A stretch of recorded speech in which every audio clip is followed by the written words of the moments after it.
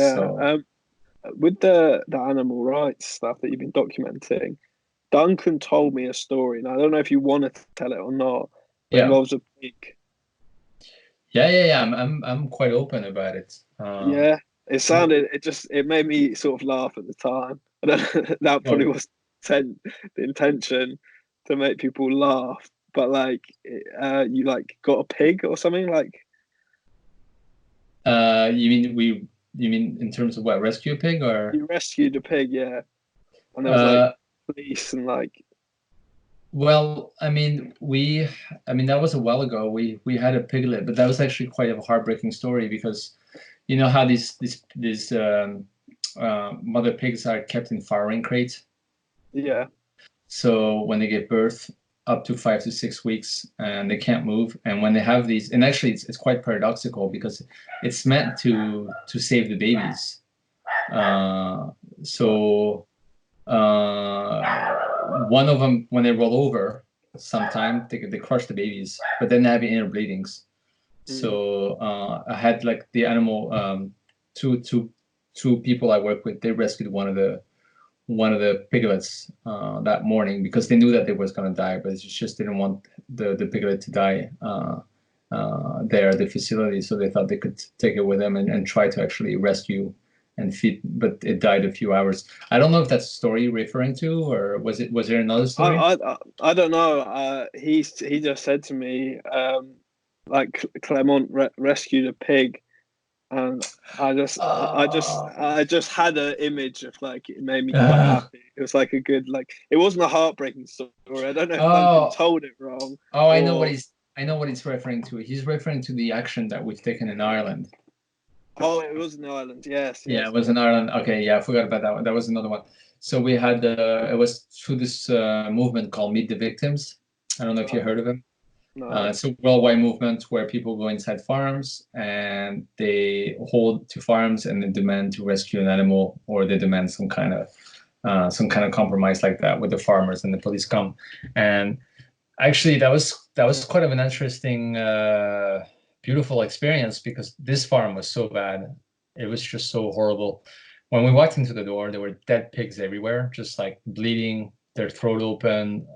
I've got pictures of it on my Instagram. There was this corridor, so you had to walk over bodies, and then you walked in, and it was just, I don't know, there must have been like thousands of pigs and hundreds in just small, cages, and everything was rotting in there. There was mold everywhere. There was so much condensed. I was trying to take pictures. My lens was fogging, so I had to Mm. constantly wipe it, and it smelled so bad. And we stayed there for a few hours, and finally the farmer came, and he called the police. The police came, and actually, when the police came, they were so thrown off by the condition of the place. And this was basically red tractor approved and RSPCA approved as well. And but we were able to negotiate a rescue, and the reason for that is because the police officers were really touched. They couldn't believe that places were that it was so bad. And when finally, like, okay, you can take a pig with you, and when we couldn't decide because a lot of pigs look the same, actually the police officer pointed to one, and there was one pig, and his name is Connor. We rescued him. He has brown patches around his eyes. So the police officer chose the pig. But then when we walked out, what happened was that we didn't have actually proper transportation because we didn't think that we were going to be able to do it. So we actually put him in the back of just a small red car in the back seat. And legally, apparently, the police officers got in trouble for that because you're not allowed to get a pig into a car like this. You have to have proper transport. Yeah, yeah. Uh, so actually, the police officers, but they probably didn't know. They probably didn't check. So the person who organized this action is actually has a lawyer and it's been doing really well. Got a lot of attention in the media, and she's trying to back up the police officers as well. But it was really moving because even the police started to cry Oh because the wow. pigs. Well, that's Because the thing. Like you say, the state. I mean, some of your photos have been really eye-opening. Because I think a lot of people are very ready. Like I'm talking from a point of view as someone that eats meat as well. And I think a lot of people are very willing to not see any of that. yeah, To not get like I believe. in some ways, although I haven't done it. Like if you feel like you can eat a pig, or you should, you know, be able to kill it. You should be able to see all this stuff, Right. because that's all part of it. You know what I mean? And you need to make that choice. Whereas a lot of people are very happy to not see any of that. And when you bring up that stuff and show them these photos, they'll be like, no, I don't want to see that. But they'll happy have it on their plate. Yeah.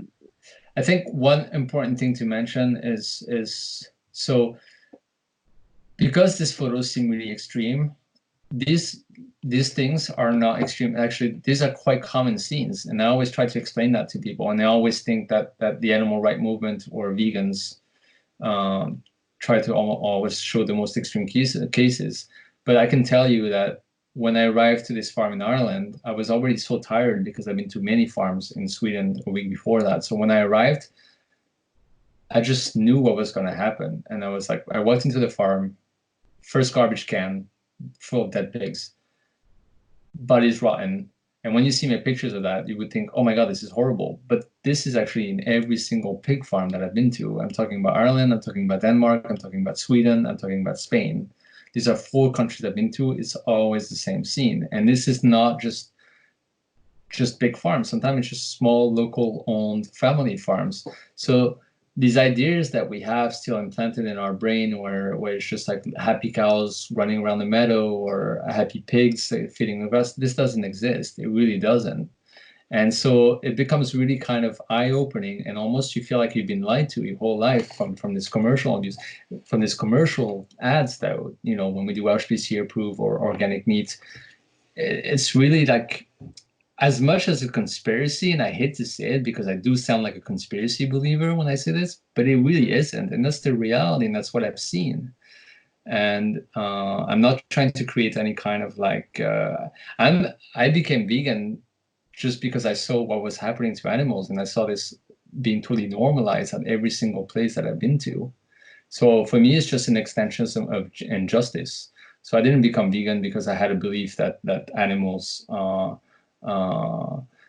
like are higher than beings, or we should like, no, I just saw an injustice being done on other beings, just like I saw an injustice on with refugees. And for me, it was very similar.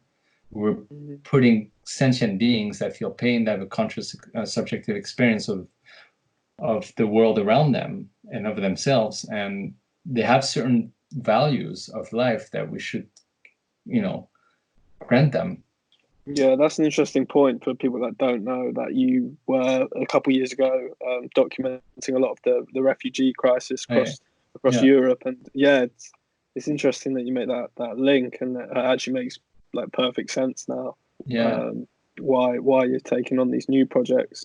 Yeah, I mean, I really see it as an evolution, and I remember going into refugee camps in Greece and in Calais, and my last report on the refugee situation was in May, almost a year ago, and I was in Bosnia. When now they're trying to go through Bosnia to reach Europe, and I just remember thinking, like, my last trip in Bosnia, I went into this. It was basically this abandoned factory that they placed all the refugees, and you would have never known that they would have been there. No one knows. I just went there because I was with an organization and they were delivering goods. And at the entrance, of course, there were security guards, and we were able to come in, and they said no photos. And their excuse was because they were minors. They just didn't want to show what was happening inside. And I was able to like hide my camera, and then, well, they were busy with the guy that was giving a tour to the organization. I was able to sneak off. So you published that story. And at that point, it was such an interesting turning point, because I was really at the end of documenting refugees for 5 years. And I was doing this big retrospective show in Austria. And I just remember this scene, like everybody was so weak waiting for food. They had food serving once a day, and everybody was in line in this dark place, this factory hall with nothing, just in containers, the bare minimum. And everybody was sitting like this. And I just thought, oh my God, this is just like animals, just like the way that we treat animals in farms. And shortly after that, the guy that was curating my work, he was vegan, and he started telling me about the way that they treat cows in the dairy industry, how they were being separated from their mothers, how we put them in solitary confinement in the dark, all these babies. And I didn't know at first, I thought I was a vegetarian for 8 years, and I thought that eating cheese was no big deal. But then when I saw that, and so that made me want to investigate, and I really saw the evolution. So for me, it's like I really made a direct connection, and I just thought, why is it that we treat refugees that way? And essentially it's because we feel like they're not part of the same culture as us, and we feel that they're different from us. So therefore we're frightened, and this is a way of pushing it back because we're scared and we think that they're different. Well, it's really the same thing with animals. I mean, animals, they're not human beings, they're not humans like we are, but they are animals and they are beings, and they look very much different from us. So we feel like there's differences. And so we feel entitled to treat them that way because of that difference, just like we do with the refugees. And I thought, for a long time, I thought, oh, we have to treat humans right before we treat animal rights. Like, I always thought human rights was higher than animal rights. But when I started to realize is that it's actually the same thing. It's the same kind of discrimination, just in a different form. So maybe if we start to respect beings that were much different from us, animals, and we have that basic value of life, which is, sentience, then maybe we would start to respect each other better. So that's really how this work started. Like, does it, well, clearly from that, I mean, like I was saying, oh, it's great that you show this side of stuff, Yeah. but it's not this side of stuff.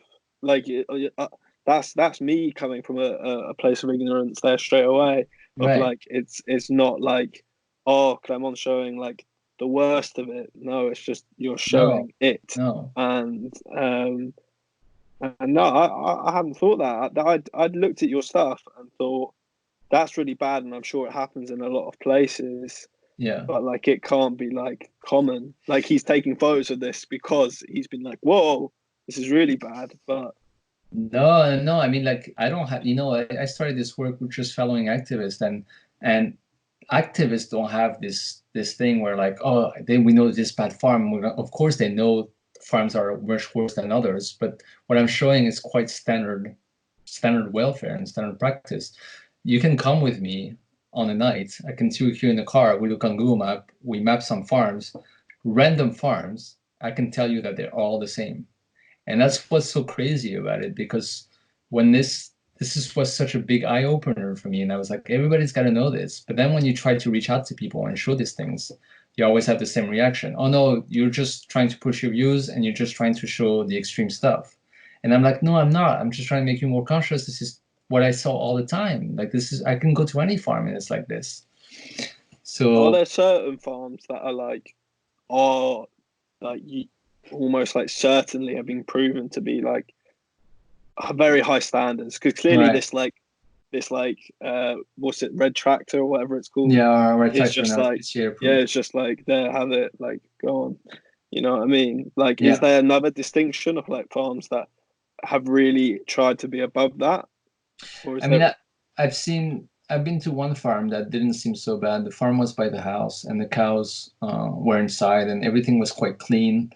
So that was quite of a good farm. But at the end of the day, like, we also have to remember that these cows, I mean, they will go to slaughter.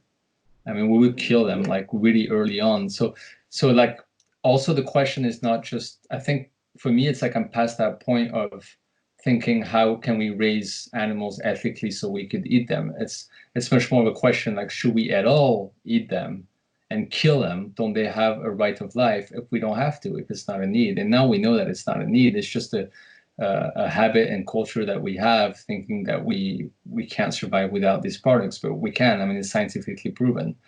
It's just about turning around and make a major self change.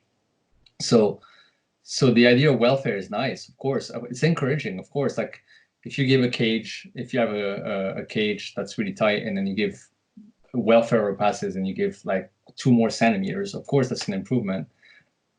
But you still, at the end, you're still commodifying animals. You're still using them. You're still killing them, and you're still taking from them when it's not unnecessary. You know what I mean? So for me, it's more like I want to push the question of why shouldn't we give right to animals, and actually a bigger question is, why should we keep breeding on animals if it's just for the suffering? And the solution would be, Of course, I'm not saying like we're not saying leave them out in the field, because that's usually what do you want to do with these animals? Leave them out? What are we going to do? We're breeding like 70 billion animals a year just on land. And the idea is just not to breed them because they're not supposed to be here in the first place. They're commodification of wild animals. And that's why I wanted to ask you another thing actually. What do people challenge you with the most? Like, what do people come to you and say? What, like you just said, oh well, what about this? Where do we put them all? Like, are there other things? Yeah, definitely. So one of the things is we've always done that. We survived on. That's how we evolved, and that's how we got. So the thing about that is, yes, it's true. At some point we ate meat, but if you look at different cultures, not first off in the past, not everyone ate animals. Yeah. And when they did hunt, it was a necessity out of survival. But if we actually look at a lot of tribes, like 70% of their diet were plants, and sometime when they really needed something, they hunted. But that was a survival situation. We're not in that situation anymore. And where the situation, if you do any kind of social injustice, we all have gone from it. I mean, people don't like to use this reference because they don't think we should compare animals to what happened in humans in history. But like, if you look at the slavery, we took African people for slaves, and for a long time we considered them animals. And we evolved past that. Of course, we still have racism and discrimination, but we made a huge effort. So why shouldn't we extend that to animals? The question is that what is it about animals that give us the right to kill them and eat them? What is it about them? That's really the biggest question. And if you actually sit down and think about it, there's no logical answer. Because if you start to say, is it cognitive capabilities?